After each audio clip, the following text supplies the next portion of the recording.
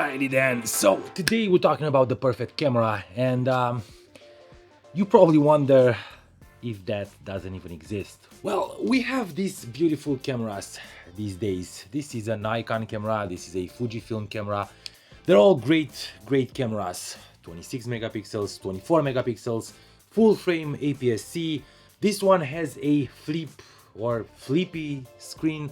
This one has a full tiltable screen that goes all the way up on top, so you can shoot and take selfies. This one has the ability to adapt any kind of lenses as well as this one. They all have beautiful colors, and you can shoot in RAW and you can shoot in JPEG.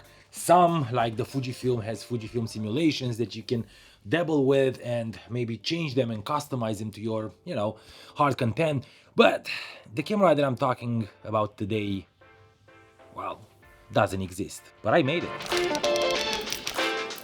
So guys, today we're talking about a camera that doesn't exist, obviously, but for me this will be the perfect camera, or very close to perfect, and I wanted to show you exactly what I'm talking about.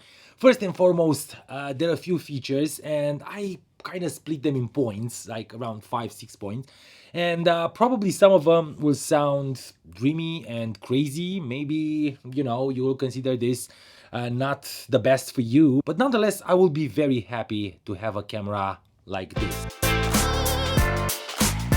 So first point obviously is one that you will probably say, but Chris, it's very close to film simulations, and I agree with you. You can set it up and basically build a preset for your camera with the film simulations on Fujifilm. But now we're talking about all cameras, all brands, all manufacturers, and I'm thinking not necessarily a film simulation, but a preset that you're building based on, let's say, the way that camera render colors and the way the white balance works with the sensor, as well as the sharpness and the color rendition and everything else that that sensor can do. And you can build that, let's say, in Lightroom. So how great will be to be able to put a lookup table, or let's say a preset, straight from Lightroom, upload it in your camera and have all the photos the way you want it. I know it might sound crazy, but I think it's an easy thing to apply for these manufacturers, as well as you won't take much space. You can put it on your SD card and have it for, let's say, a photo shoot that you already set up, and you want to have that kind of look for all the photos in that photo shoot. Also, you can upload more of them and just choose the moment you start the photo shoot which one you should apply. So having a uploadable preset or a lookup table, for me, sounds pretty nice. I mean, amazing. Now, probably this one sounds a bit crazy, and you're wondering, why would you have storage in a camera when you can use SD cards and CF Express and XQDs and micro SD cards and so on and so forth? Well, imagine that these cameras with all these cards in it will render null if you forget one of the cards. And I know you're gonna say, but that's totally unprofessional, and I understand that, and I mean, yes, not all of us are professional because we're forgetting our SD cards, but how good it's gonna be to have a 64 gigabytes or 128 gigabytes, even 32 gigabytes of fast SSD inside your camera. These small micro SD cards can be somehow attached to that motherboard, and I'm pretty sure they can. If the smartphone manufacturer can do that, I am very eager to believe that the camera manufacturer can do it as well. So why not putting, say, 32 or 64 or 128 gigabytes of storage inside a camera, and make sure that every time, anytime, at any point in time, you're gonna have those extra gigabytes storage in your camera. And if you forget your SD card, or if you want to have a backup, you can back up straight on your camera. I believe that will work well, and I believe that's a must in 2021, because not everyone is shooting professional, but everyone wants to keep their photos and not lose those moments that they actually shoot to keep. Now, I said from the beginning that some things might work and might, sound dreamy, might work against me and sound dreamy. Well, one of them will be interchangeable mounts. Imagine these cameras, and I'm not talking about interchangeable between, let's say full frame and APS-C and micro four thirds and medium format.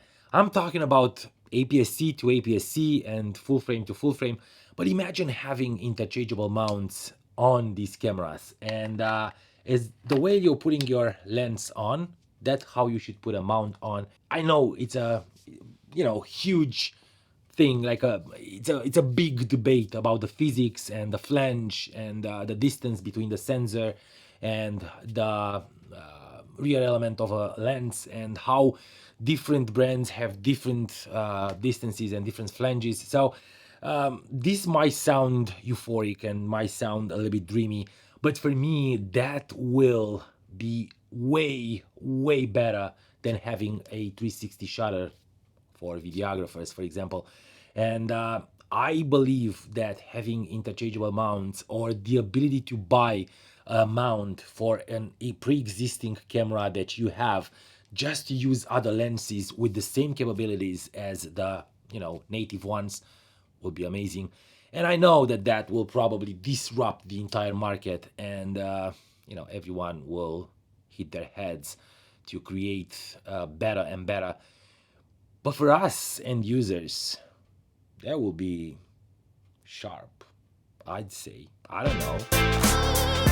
Now, this one is a bit, let's say, redundant, because there are some cameras that are able to shoot different resolutions based on the sensor that they have inside. And I'm talking about micro four thirds, some cameras, I think, full frame cameras as well. And you can shoot different resolutions, not necessarily in JPEG, but in RAW as well. Definitely every camera lets you shoot small JPEGs, but the RAW files are all the same. So having the ability to, squeeze that format and those megapixels in smaller ones will be very beneficial, especially for those who are struggling with storage, or they just started in the photography and they don't know exactly how much storage they need for the amount of megapixels their cameras are providing. I don't know. I think it feels well and right, at this point in time when the technology is so high up, to have this ability to squeeze those megapixels a little bit and have different resolutions for different situations. And the last one is, well, more like a nostalgic one for me, because I am talking about the ability of having a optical viewfinder like DSLRs, or even a pentaprism.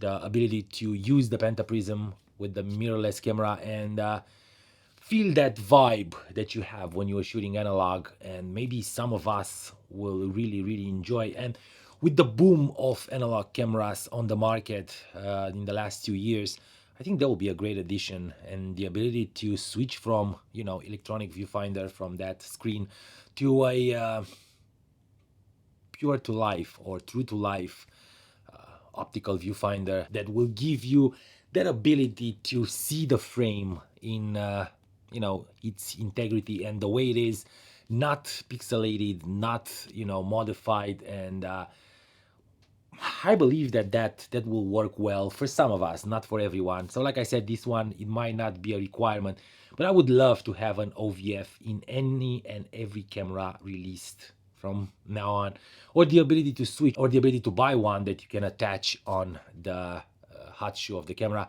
Nonetheless, guys, I think this is, like I said, a bit crazy, and I think that you guys will appreciate this video because it's fun. And for me, that would be the perfect camera.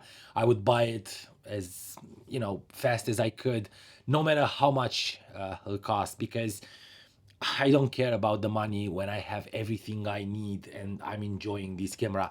And as you can tell, I didn't talk about designs and looks and stuff like that. That's a more like a preference for every user and every shooter. I love having these old school, old style Fujifilm cameras, and I love the Nikon for their design and for their grip, and I love the way the cameras looks. They look pretty much like old DSLRs, but that's just me. I bet that some of you are more into like cube cameras and just cameras that they don't have viewfinders to be used just like your phones.